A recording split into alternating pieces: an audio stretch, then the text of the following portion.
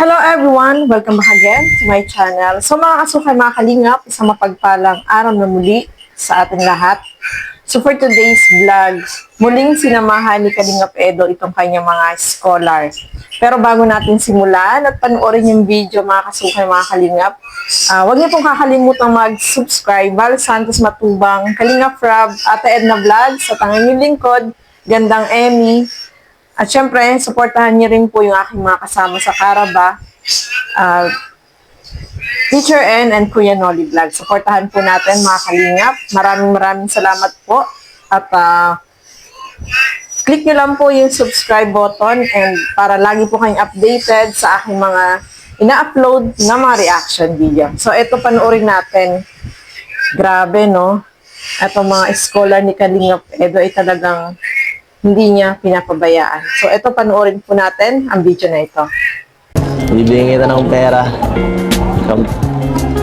May mga nagbigay kasi si Ma'am Rexy para sa pan-tuition nitong mga to. So, ayun po. Thank you po kay Ma'am Rexy. Nagbigay po siya ng pera para sa kanila.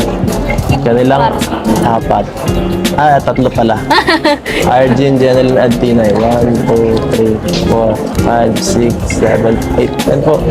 Gawin ta ng 8.5 ano kasi sabi niya ay ano eh. 8,000. 8 plus eh. Ayan. So, ikaw nang mag-ano dito, mag-manage siya. Pagka-enroll mo sa susunod na araw. Susunod na araw ba? Sa 15 po.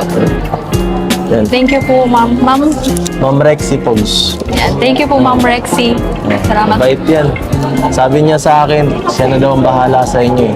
Ay, Sa grabe. inyong tatlo sa tuition fee. Dati si Kuya Lito nagsasagot sabi niya.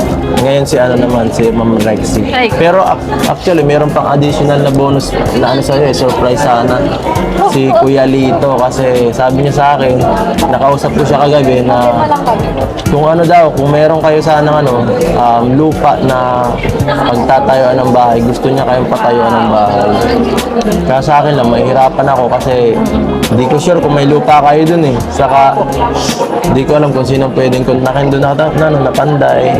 Kailangan nyo sa akin, coordinate sa akin para mas madali. Maano na natin yan, magawa. Pag summer, baka pwede natin yung asikasuhin, no? So, ano yun na lang. Bigyan nyo na lang ako ng update kung saan kung meron malilip ko yung pwedeng hanapan ng murang lupa sa ibang lugar. So, ayan po, no, masaya tayo kasi tuloy-tuloy yung pag-aaral ni Arlie, mga kalingap. At ito nga, nag-sponsor si Ma'am Rexy para sa kanyang pag-aaral, pang-tuition. So, napakalaking tulong yun para tuloy-tuloy po yung kanyang pag-aaral, mga kalingap, no. Siyempre, nandiyan si Kalingap Edo na nakasupport dito kay Arlie. At may good news pa, mga kalingap. Nakatuwa naman po, no.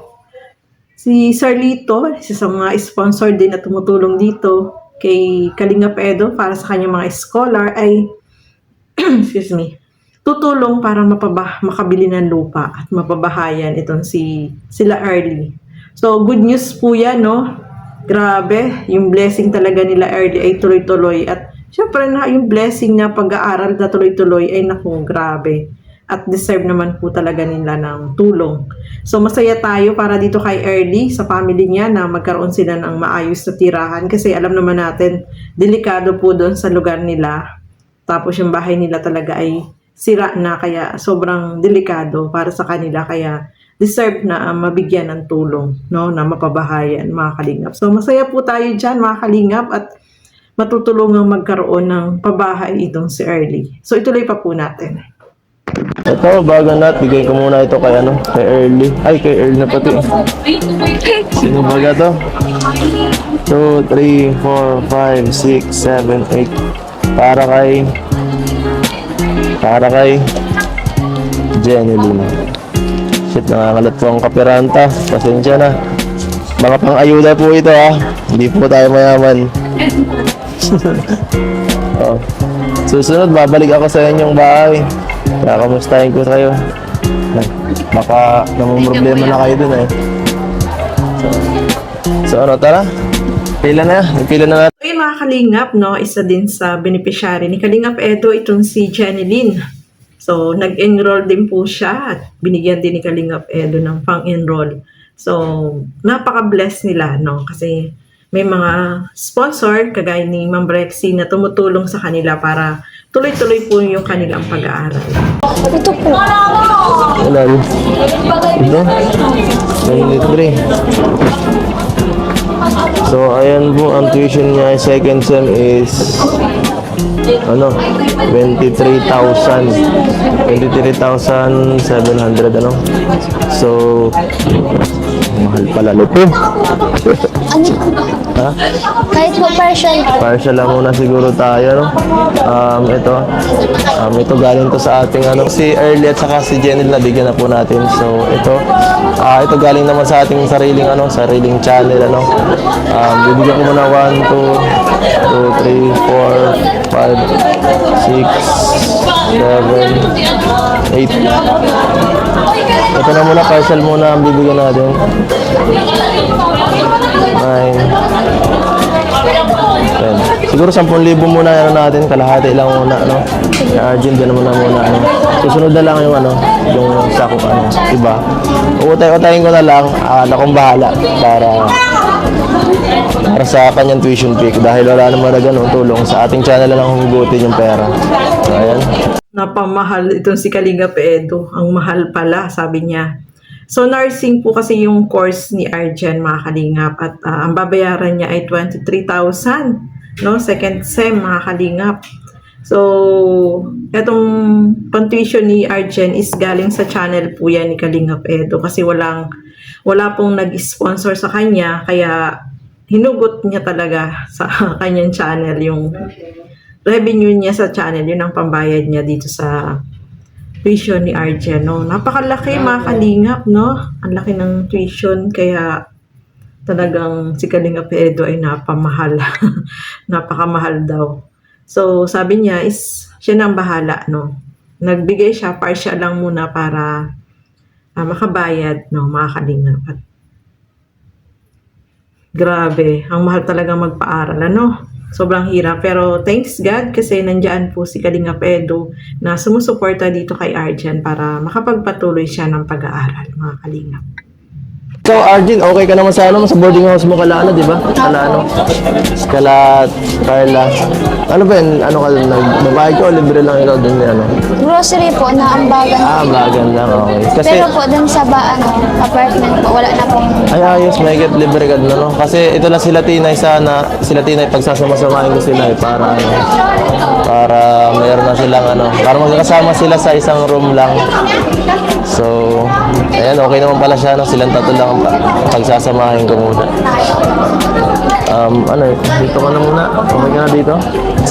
Wala na. Thank you so much po. Thank you. So, mga Kalingap, no, itong mga scholar ni Kalingap Edo, si Jenny Lynn, si Tinay, at saka si Early, ay pagsasamahin niya sa isang boarding house, isang apartment, para isa lang yung babayaran nila. Mas maganda yun, magkabanding-banding sila, magkakilala. At yun, para isa lang yung babayaran, no, mga Kalingap, para yung bayarin ay isa lang.